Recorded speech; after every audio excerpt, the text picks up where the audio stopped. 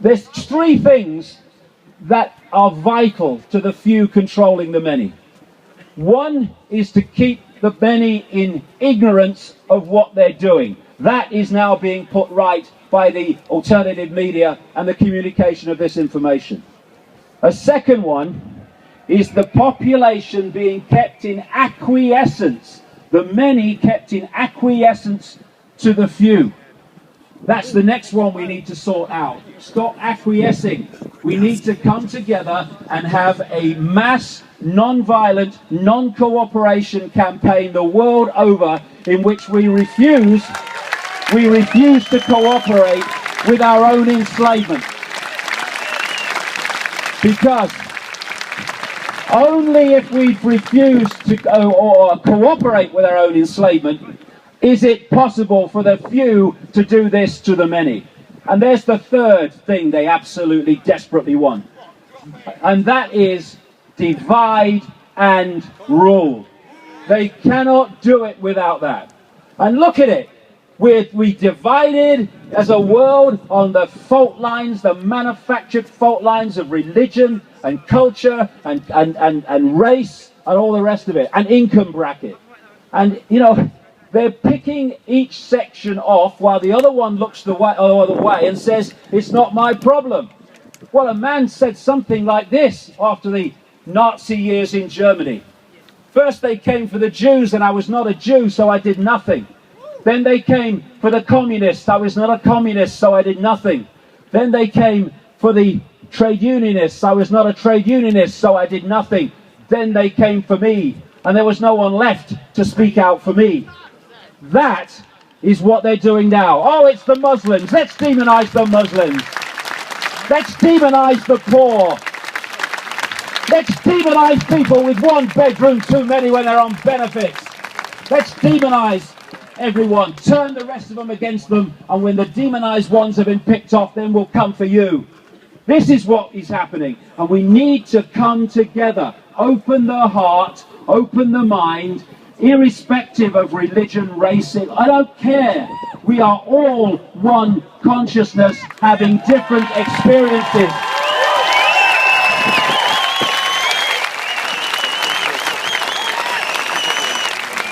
Now we have got to the key. And the key is that we are infinite awareness, all the same consciousness having different experiences, but we have to be persuaded and manipulated by what that represents, that we are just our name, our body, and our life story. We are not. They are experiences. They're not who we are. When we identify and self-identify with name, income bracket, a life story, etc., we see the world and ourselves in terms of little me. I'm just little me. I'm just Joe Bloggs, Fred Jones. Who am I? What can I do? But when you get to that point where you expand your awareness, you expand the memory of what we already know, then you realize there are no little me's.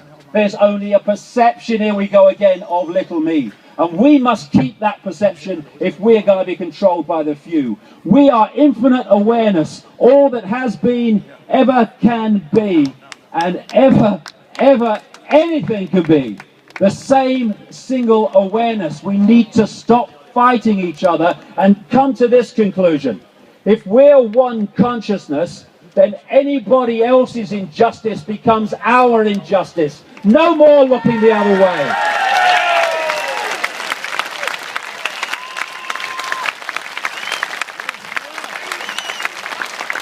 You know, it's so simple.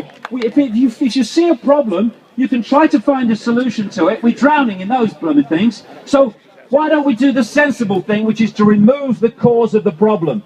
The cause of the problem is we have been having our perception programmed into little me, and we've forgotten that we are infinite awareness. All that it can be, is, and ever will be. Therefore, to remove the cause of the problem, we start to self-identify again. Who is I? What is the I? No, it's not Charlie Jones. It's infinite awareness, infinite power, infinite love, infinite capacity to dictate our own reality instead of having it dictated to us. This is the power we have. We have the power. That's a house of cards. The people it's manipulating, silly sods, are the ones that are holding it up there. We need to stop doing that, and there'll be a very loud bang, and it will be over. And this is a major, major step to that loud bang. We're reaching now.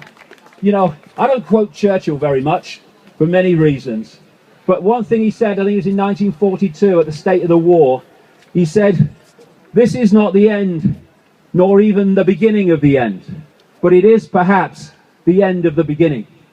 I suggest that this moment marks the end of the beginning.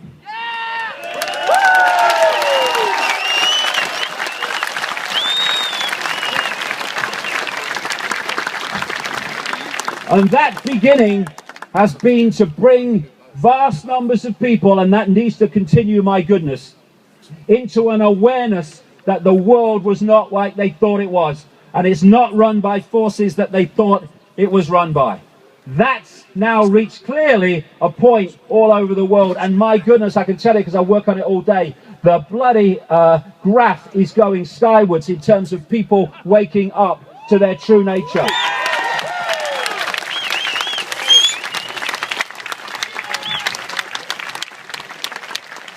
And now, along with continuing that, we need to go to stage 2. And that is to cease to acquiesce and cease to submit with that which we're now aware of. No more fear of authority. No more fear of anything.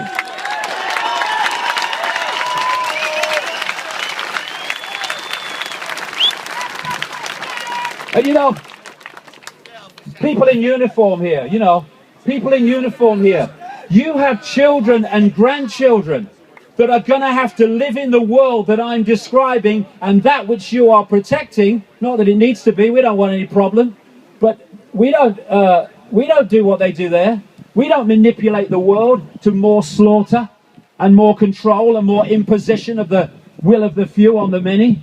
You've got to start to realize that you are part of us and start to break down those barriers and stop working for your children and grandchildren's own enslavement by keeping these people from the public eye.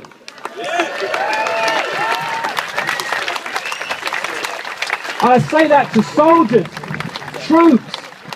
troops, you're going abroad to lands with brown faces and you are devastating them, not for your country, but for those that are controlling your country, dictating to your country, and seeking to enslave your country for your children and grandchildren. Put your weapons down. Refuse to do it. This is the next stage where we stop playing a part in the enslavement of ourselves. But you know, there's a mantra song that I came across a long time ago, which just had 4 lines, so appropriate now. It went, we are the power in everyone. We are the dance of the moon and the sun. We are the hope that will never hide. We are the turning of the tide. And so we are. And it's so clear today that that tide is starting to move. And this is the last thing I'll say in terms of where we're at, to put it in perspective. We here outnumber the 140 by a very large margin. Let's just visualize that. People here in front of me massively outnumber the 140 who are orchestrating the direction of the world on behalf of masters that they are terrified of. Now, take this and imagine 7 billion people, and those 140 are doing that to them. What did I say? What did I say earlier? The world is mad. The world is a complete inversion of itself. And what we need is a peaceful, non-cooperative campaign. The non-comply dance, as I call it. Peaceful because we ain't joining them. You can have revolutions, and history is littered with them, where violent revolutions remove a tyranny, and what follows is another form of tyranny. You do not create a peaceful society, a loving society, a caring society, and a just society with violence. We can do this peacefully, and we have the numbers. As the poet Shelley said, rise like lions after slumber, with unvanquishable number. Shake your chains to earth like dew, which in sleep have fallen on you. Ye are many, they are few.